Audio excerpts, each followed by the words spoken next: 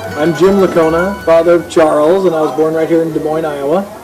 My dad and my mom opened Mama Lacona's. It was in Beaverdale in 1957, August 10th, if all the stories are true. And now we're here in Urbandale.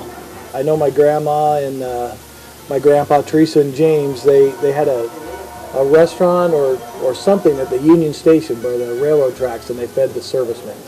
And I think Noah was involved in that too in some way, but I don't know very well. Okay. My sister Vanessa has a restaurant similar to ours. It's called Bambino's, which is, the daughter. And my cousin Luann Lemo, she does Italian pastries and things. And her son Tony Lemo, he's got a restaurant downtown. As far as my grandma goes, the food that was everything. Anytime you went over to her house, there was always a meal made right then. Didn't matter if it was time for a meal or not. It would be one by the time 20 minutes later. So it was always important to her to make sure everybody was fed and that they were happy. I started working at the restaurant probably when I was 5. I know I did dishes for a while.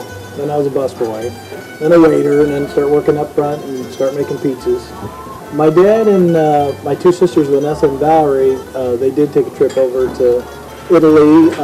Val kind of went to research a lot of the namesake stuff over there, so she found a lot of graves and a lot of paperwork. And they enjoyed it very much. I haven't been there yet, but one of these days I'll have to go. Somehow our name got changed to Lacona when we got here, but the Laconi's over there, that's our real last name.